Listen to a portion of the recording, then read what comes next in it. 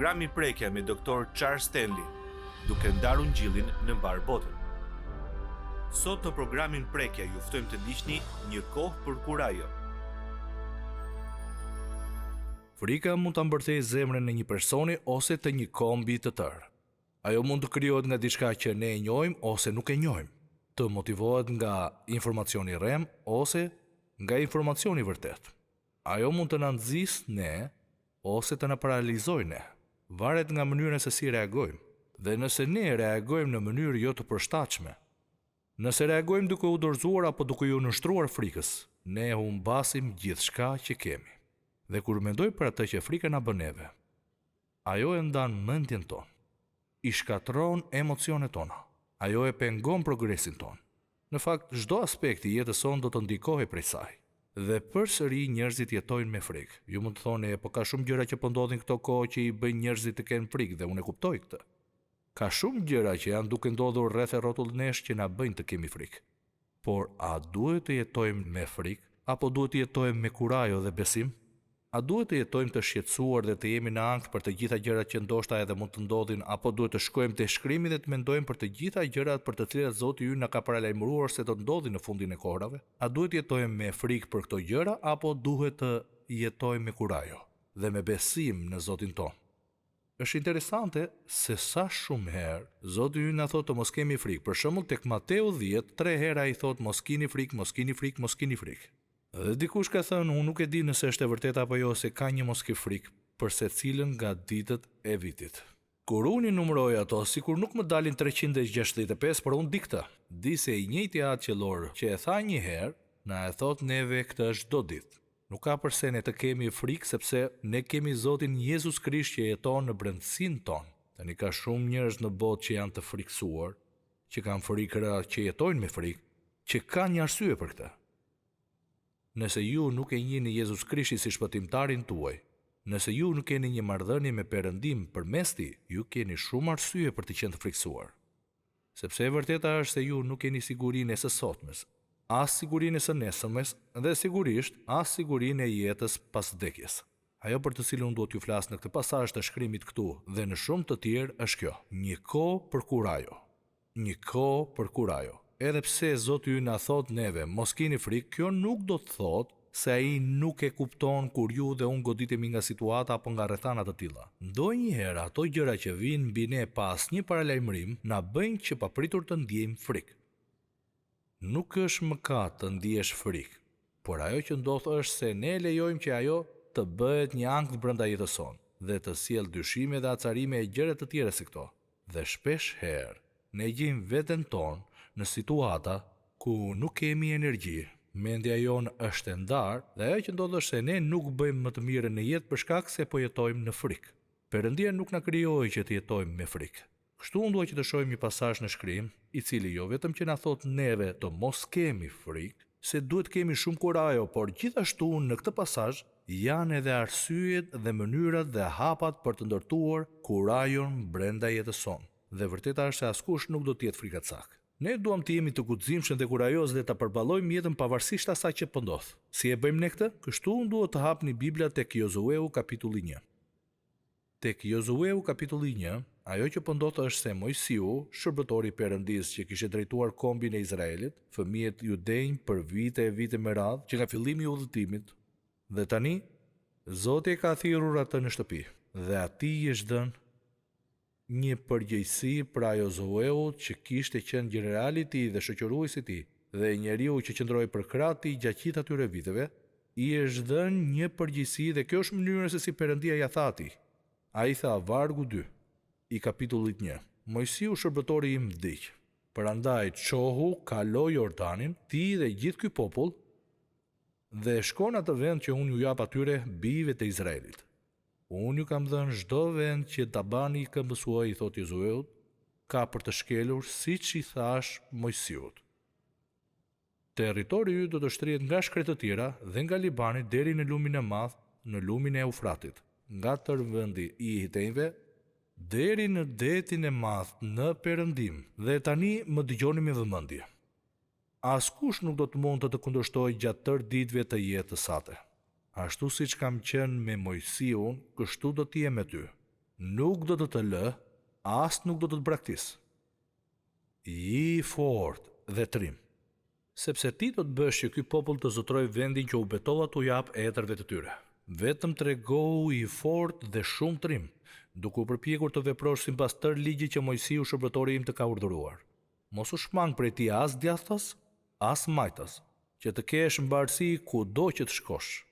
Ky libër i ligjit mos u ndaft kurrë nga goja jote, por mendohu për të ditë e natë, duke kërkuar të veprosh sipas gjithë atyre që janë shkruar. Sepse atëherë do të kesh sukses në veprimet e tua, atëherë do të përparosh. Tani dëgjoni edhe vargun tjetër. A nuk të urdhërova unë? Pra, që para se ai të thotë të njëjtën gjë përsëri ai thotë, a nuk të urdhërova unë? Ky nuk është një sugjerim për Josueun. A nuk të urdhërova unë? Pyetje. Çfarë urdhërimi? I fort dhe trim, mos ki frikë dhe mos u thyej, sepse Zoti Perëndia yt është me ty kudo që ti të shkosh. Tani e dini çfarë? Pikërisht vargu 9 na thot, je i fort dhe trim. A i thot, mos ki frikë dhe mos u thyej, sepse Zoti Perëndia yt është me ty kudo që të shkosh. Por këtë që ai i tha Josueut, ai ju a thot edhe juve dhe mua për ditë çdo ditë të jetës sonë. Të gjithë ne që njohim Jezus Krishtin si shpëtimtar kemi të njëjtin premtim. Ai do të jetë me ne pavarësisht se me çfarë përballemi në jetë dhe pavarësisht se çfarë po ndodh. Tani, si fillim dua të përkufizoj se çfarë është kurajoja, sepse kurajoja nuk është thjesht çështja e të qenit të fortë. Është më shumë se kaq. Dëgjoni, ajo është qetësia në mes të frikës dhe ajo që unë dua të them dy herë këtu tani është kjo. Nuk është mëkat të përjetoni frikë. Ju dhe unë mund të mendojmë për gjithë katastrofat që kanë ndodhur në vendin tonë kohët e fundit. Ne mund të mendojmë për gjëra që na kanë ndodhur neve personalisht ndoshta. Dhe ka nga ato momente, apo ato periudha kohe, kur ne mund të jemi të mbërthyer nga frika, të mbingarkuar me frikë, në mes të rrezikut ndonjëherë, çfarëdo qoftë ajo që ndodh. Nuk është çështje që ka të bëjë me përjetimin e saj, por me atë që bëjmë me të. Ka të bëjë me kohën që ajo zgjat në jetën tonë, dhe ka të bëjë me atë që ne lejojmë të na bëjë neve, në ne dhe përmes nesh. Dhe kështu nuk po them se frika në vetvete është një mëkat, sepse ndonjëherë frika edhe mund të na mbrojë. Dhe ndonjëherë ajo mund të na motivojë ne. Dhe për këtë arsye, frika, po them, në vetvete nuk është mëkat. Por ajo nuk duhet të jetojë në jetën e një fëmije të Perëndisë. Kështu ajo që dua të bëj është thjesht t'ju jap juve një përkufizim të thjeshtë, dhe përkufizimi është: kurajoja është qëndrimi mendjes dhe i zemrës, që na aftëson neve të përballemi me rrezikun, me pengesat dhe sfidat e jetës pa pasur frikë, vendosmërisht dhe qetësisht. Të përballemi me rreziqet dhe pengesat në jetë, me ato sfidat të jetës pa pasur frikë. Dëgjoni, pa frikë, vendosmërisht dhe qetësisht. Do të thotë që edhe në mes të rrezikut dhe vështirësive dhe sprovave mund të ketë një ndjesi qetësie dhe gjakftotësie brenda nesh, pavarësisht se çfarë po ndodh. Tani ja disa pyetje të mëdha. Si e zhvillojmë ne kurajon? Çfarë duhet të ndodhë në jetën tonë? Çfarë duhet të bëjmë ne? Si duhet të mendojmë që të bëhemi njerëz me guxim dhe kurajo, në të cilët Perëndia të jetojë jetën e tij, përmes të cilëve Perëndia të punojë dhe përmes të cilëve ai të mund përballet me të keqen dhe me ligësinë në këtë ditë dhe kohë. Mirë, unë do t'ju jap disa gjëra, është e gjitha këtu në këtë kapitull të parë. Dëgjojeni këtë. Vargu 8. Ky libër i ligjit. Libri i ligjit që Perëndia i kishte dhënë Mojsiut dhe kishte shkruar. Mos u ndaft kurrë nga goja jote, por mendohu për të ditë e natë, duke kërkuar të veprosh sipas gjithë atyre që janë shkruar, sepse atëherë do të kesh sukses në veprimet e tua, atëherë do të përparosh. Dëgjoni, dhe hapi i parë për të bërë një person me guxim dhe me kurajo që mund të përballet nëse Perëndia thot prit, pavarësisht nëse është rrezik, vdekje apo diçka tjetër. Dhe hapi i parë është ky. Filloni të meditoni mbi fjalën e Perëndisë. Tani çfarë do të thotë të meditoni? Nuk do thotë që thjesht të lexoni përmes Biblës, nuk do thotë që thjesht të zgjidhni një varg aty këtu. Do thotë që kur ju lexoni shkrimin, ti bëni pyetje atij: Perëndi, çfarë po më thua mua personalisht? Si ta zbatoj unë këtë në jetën time? Çfarë je duke më thënë mua sot? Çfarë je duke më thënë mua dhe si duhet të lidhem me këtë person? Ajo që ndodh është se kur jeni duke medituar mbi fjalën e Perëndis, dëgjoni këtë. Jeni duke marr mendimet e Perëndis, duke i vënë ato në mendjen tuaj. Ato bëhen pjesë e vetë qenies suaj, mendjes suaj të pavetëdijshme, që kështu ju tu referoheni atyre me vetëdije apo pa vetëdije, të dyja këto janë aty. Ju filloni ta mbushni mendjen tuaj me mendjen e Perëndis. Ju filloni të mendoni në ato mënyrë që Perëndia mendon. Prandaj çfarë do të bëni ju? Ju do të përgjigjeni ashtu siç përgjigjet Perëndia. Perëndia nuk ka frikë nga asgjë. Dhe kur ne fillojmë të meditojmë mbi fjalën e Perëndis, ja se çfarë bëjmë. Ne po mësojmë rrugët e Perëndis, ne e dimë se çfarë po mendon Perëndia dhe se çfarë thot ai në lidhje me këtë situatë apo një tjetër. Kështu gjëja e parë që ai thot, meditoni mbi fjalën. Gjëja e dytë që është përfshirë këtu është kjo, dëgjoni se çfarë thot. Ai thot: "Ky libër i ligjit mos u ndaft kurrë nga goja jote, por mendo për të ditë e natë, jo herë pas here, duke kërkuar të veprosh sipas gjithë atyre që janë shkruar, sepse atëherë do të kesh sukses në veprimet e tua, atëherë do të përparosh. Jo të jemi plot me frikë, por ta bëjmë rrugën tonë të begatë dhe të suksesshme." Tani çfarë është kjo? Ai thotë jo vetëm të meditoni mbi të, por edhe të bëni atë që ajo thotë. Njerëzit thonë, po unë lexoj Biblën, por ata jetojnë në një gjendje të rëndë. E dini pse? Ata mund ta lexojnë atë, por nuk do të bëjnë atë që ajo thotë. Kur ju po jetoni një jetë në bindje ndaj fjalës së Perëndis, keni shumë forcë. Dhe keni qëndrueshmëri, dhe keni shumë energji, dhe keni shumë siguri, dhe keni shumë guxim që natyrshëm derdhet në jetën tuaj si pasojë. Dëgjoni, mbajtjes së fjalës së Perëndis në zemrën tuaj, duke bërë atë që ajo thotë. Këto janë dy hapa. Ka edhe një hap të tretë këtu.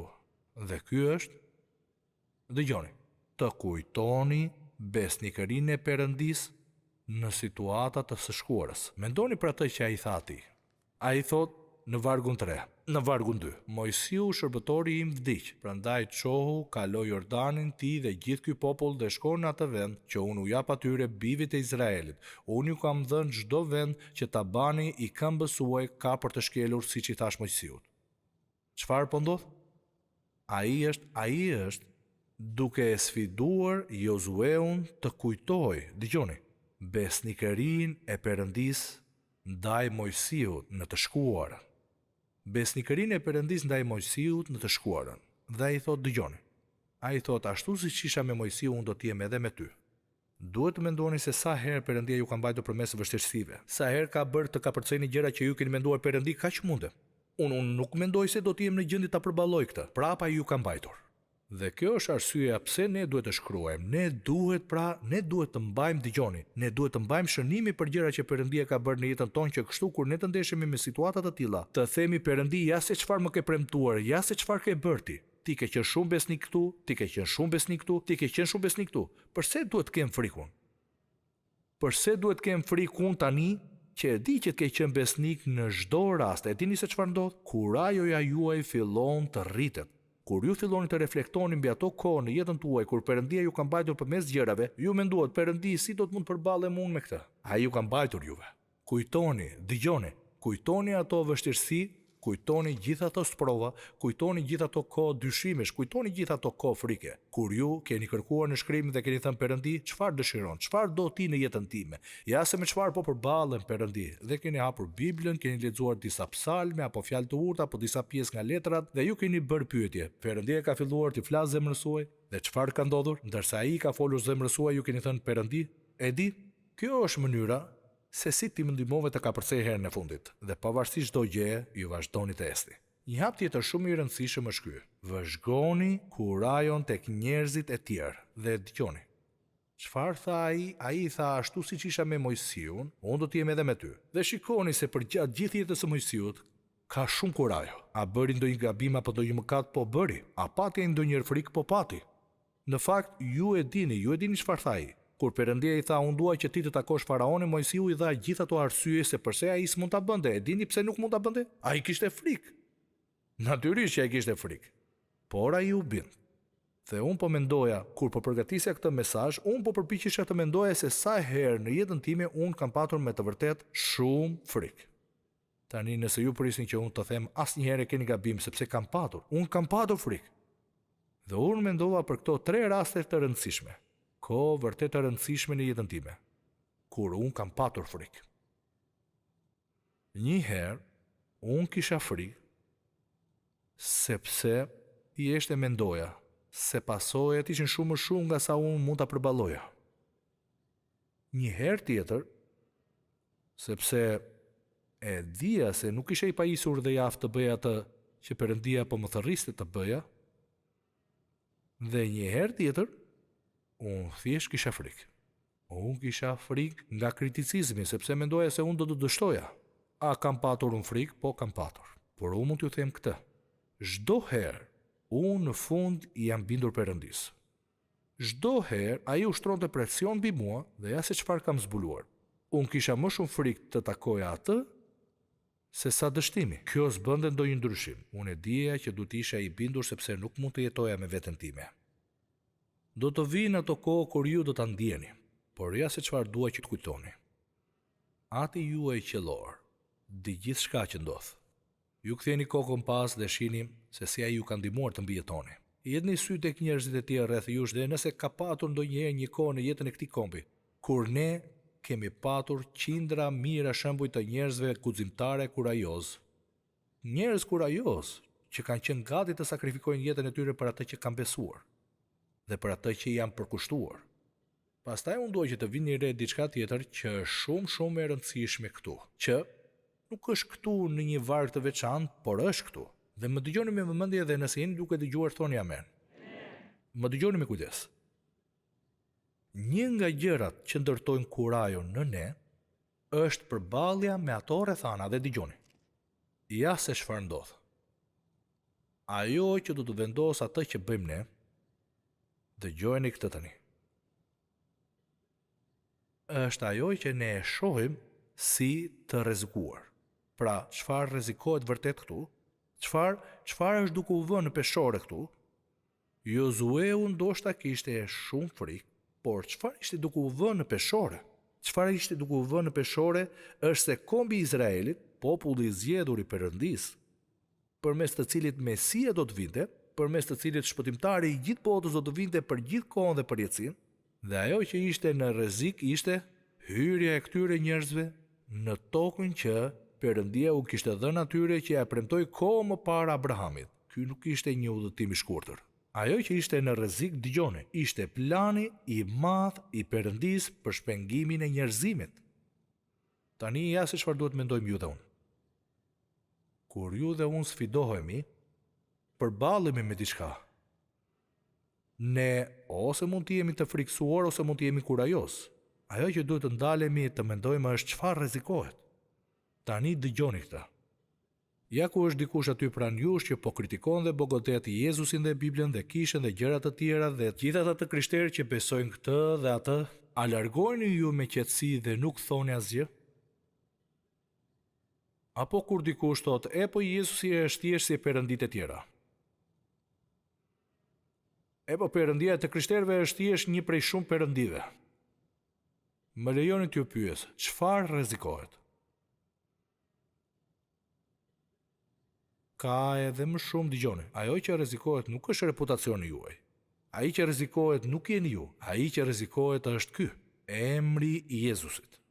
Perëndia i të krishterëve. Perëndia Jehova. Ky është ai që është në rrezik. Ajo që është në rrezik është që ne të mbrojmë emrin e tij. Dhe ne e dim se njerëzit mund të flasin për Perëndin, Perëndia. Kur ju përmendni emrin e Jezusit, ata zemrohen. Dhe dini pse? Sepse çdo gjë që ai përfaqëson godet kundër çdo mëkati dhe kundër ligësisë dhe së keqes së jetës së tyre. Natyre nuk pëlqen emri i tij. Ai që rrezikohet është emri i Jezusit. Ai që rrezikohet është emri i Perëndis Jehova. A duhet të jemi të guximshëm e kurajoz? Po. Duhet të jemi të marrë? Jo.